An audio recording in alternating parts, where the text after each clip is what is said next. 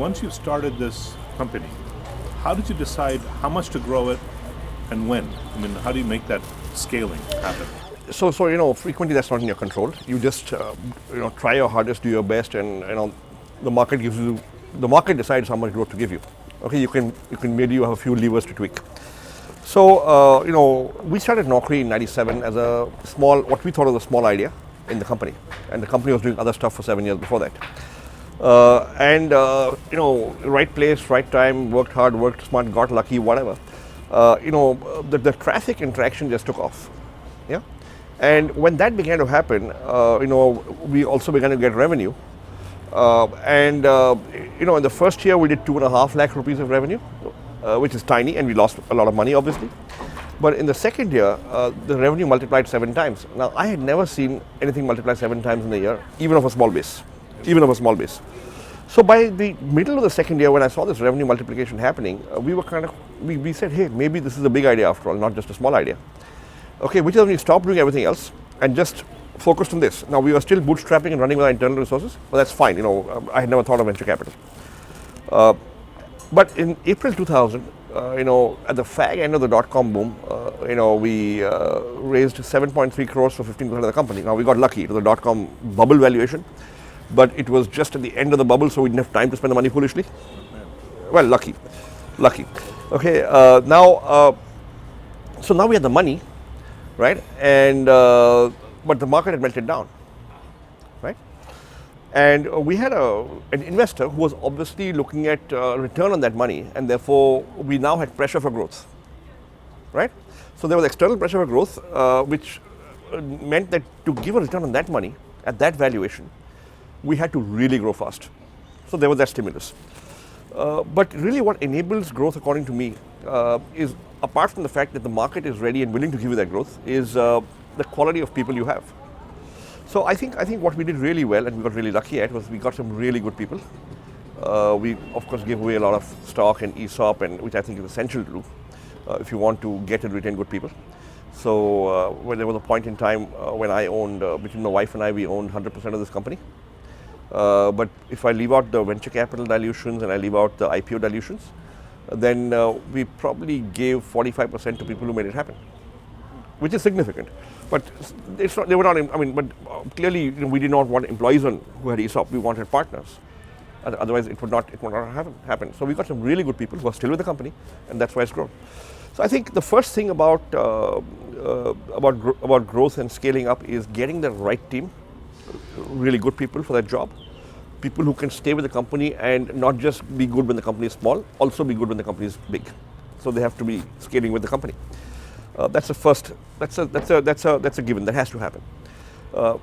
And of course, the market must give you the growth. And apart from that, then these people will work to setting up sales teams, building new products, technology, servers, sales offices around the country, innovation. All that will be done. When you're small, you are the guy doing it all. But when you're big, you got to learn to let go and delegate to the right people.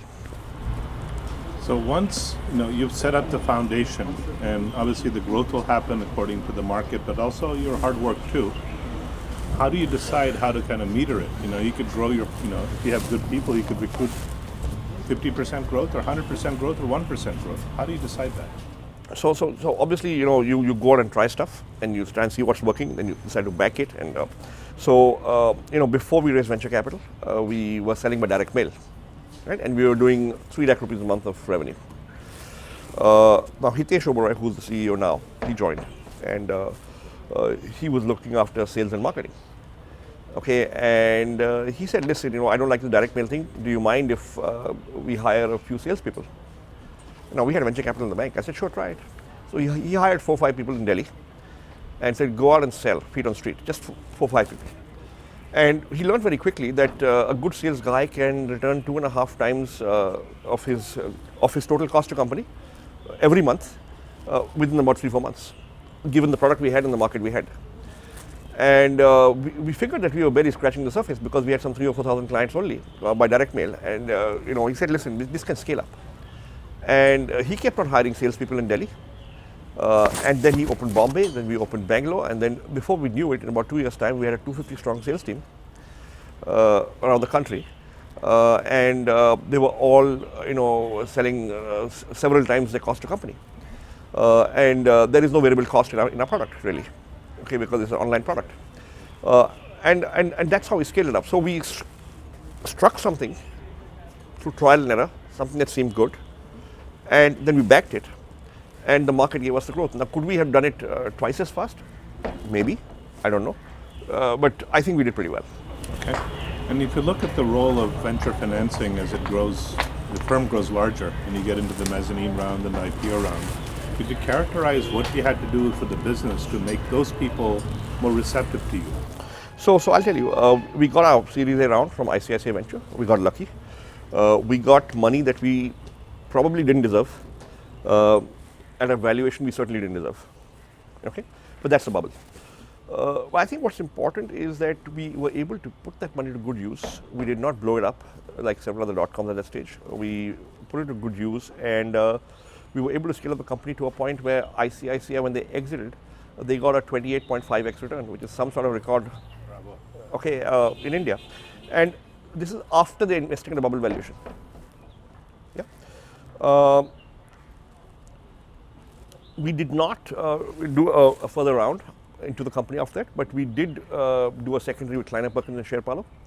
When they first came into India, and the reason why we did it was we really, they had worked with companies that on the internet that are far bigger and far better than us, and we wanted access to that kind of thinking, that kind of expertise on product, on engineering, on on technology.